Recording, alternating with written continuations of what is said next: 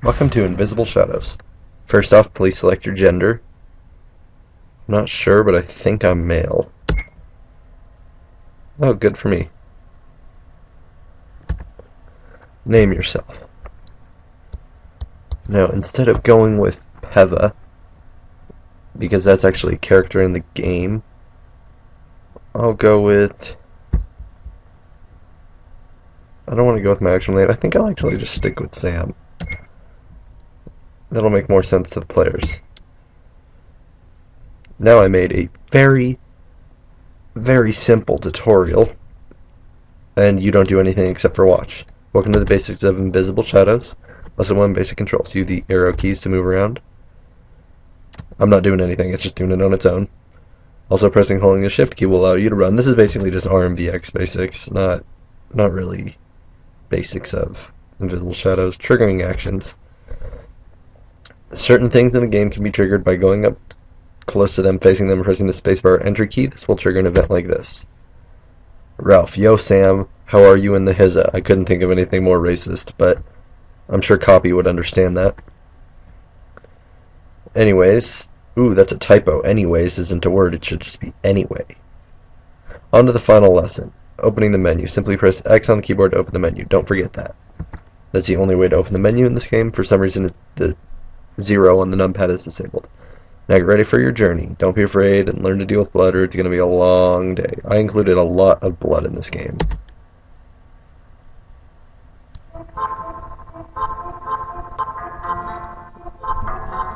Sorry about that minor pause. Des told me the town was right down here. What is that? Remember, I made this game back when we all were at the Biz. So this is back when Des was the moderator, and no one else was moderator except for Omegas. Sam, Book of Lost Souls, yeah, that's not a unique name or anything. Let's take a look. I can't read any of this. Yeah, and I like how he doesn't really get suspicion for the big splats of blood that are on the ground, which are actually not meant to be on the ground. If you look at them, the top edge of them, you see here, is supposed to be at the top of a tile, so that's actually supposed to only be on walls. But I thought it worked out okay. Sam, I guess I best take it to show Des. Now where the hell is that town? Omegadev Cafe. Des, first off, we'd like to cordially, probably misspelled that, invite you to Omegadev, Sam. Thanks, Des, and it's very nice to meet you too, Pevin Light. This is back when Light was a semi-big member in the community. Hey, what's that book anyway? That's what I wanted to ask you guys. I found it outside by the Forest of Lost Souls. Like, what were you doing near the Forest of Lost Souls? Nobody said I wasn't allowed to go there. Mind if I take a look at the book? He strolls up, flips through a couple of pages. I can't read any of it. It looks like a foreign language. Yeah, I forgot to mention that. Maybe it's Russian. Let me take a look. You know, not that, you know, I know Russian or anything. This isn't Russian. Oh god. Ack, what was that? No way, it must have been main protagonist time. Antagonist, actually. Yep, I knew it. Imp. Silence! I will not take your insolence! Des, ban him! He can't just talk back to you like that. You know, when Des was the moderator. I said silence! Ah! I'm good with voice acting, if you can't tell. I got a scholarship for it, but I decided not to take it because school is too tough. Voice acting, etc. Imp, that is plenty enough. Here's a fun fact. Next time you see the sprite for Imp, look at the top of his head. I actually cropped him a little, like 2 or 3 pixels off. Of course, we got Omegas behind the counter here. You better start debugging, indeed. And we've got Peva and Light talking. And then we got Des over here. We've also got a fun little menu. Inventory, save, load, quit. Of course, in the inventory there's no items yet. Save. There's already a bunch of files. Oh yeah, autosave is a very important part of this game, since the game can abruptly end a lot. You autosave whenever there's a transfer, so that means just about all the time. That means every time you move, change a map, the game saves. But for now, I'm just going to overwrite file 1. And... okay.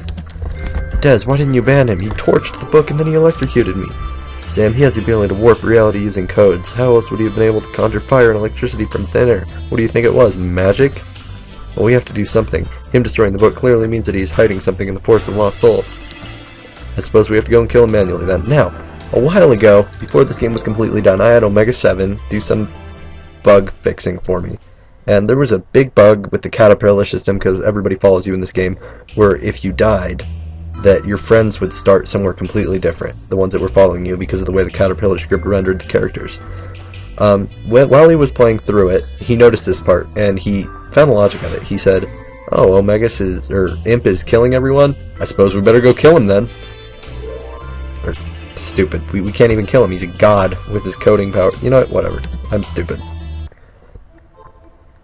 Now time for spooky cutscene. Now you can't really tell who's talking, but if you look really close, there's that figure there, and then there's that figure there.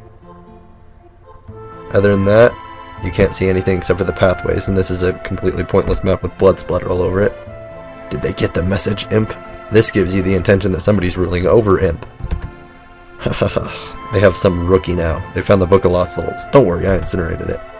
Wonderful. Anything else important? The rookie tried to get Des to ban me. Don't worry, Des is still too afraid of my scripting powers. But I punished this rookie. However, the motivation that he showed may prove to be a problem. What motivation? That's what I don't get. We best get ready to head into the Forest of Lost Souls. Since the others are all gone on vacation, we best just gather Peva and Light and head out. Looks like they already left, so now I can leave to the very poorly mapped Omega community. How beautiful, isn't it? This isn't my house. I don't even have a house here yet. This took me days to map, guys, so I should get some guild points or something for this amazing map. All the music in this game gets credits to an immediate music download that I can't really give credit to. I know, :D, but we'll live. Looks like we're ready to go. Des, moderator of Omega, joined your party. Better not waste any time, let's just go. Light, Feeble, and Abused, join your party. Let's just go take care of this imp problem. Peva, Man of Effort, join your party. And now, one of the biggest steps going into the Forest of Lost Souls. Spooky, huh? Let's see. So, first glance, it looks like an encaved area. You go up and there's a gate. Can't really do much about it. This door needs a key. We have to go look for it. So, we walk around. Oh, there's a little enclave here. We'll go up this way. Now, monsters in this area are ogres, I believe. Watch out, Sam. These monsters will tear you apart if they get you. Not only will they tear you apart, but there's also another feature that I implemented in this game called snaring. Certain areas you step temporarily snare you. Now, while the monsters can't actually kill you when you're snared, because event is processing, so the code won't allow 2 events to process at the same time, they do stun you long enough for the monsters to get around you sometimes. This matters more with more complicated monsters. These ones are very slow, and all they do is walk around.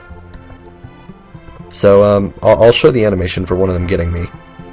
Basically, blood slash, you scream no, and he slashes you again, you're dead. That animation is actually just the ice animation tinted red. Then we have a nice gory little game over, but we have a nice little resume feature. Now there's another glitch that has never been fixed. For some reason the music won't continue to play after you die for like 2 minutes. And I can't figure it out, and I figured it's such a small project that I'm not going to put in that much more effort. Okay, well that'll conclude this video since we're at 9.5 minutes. Next time we should be able to get up to the next area. I'll make the video right away, so it won't be that big a deal. So, thanks for watching Invisible Shadows Part 1. See you soon.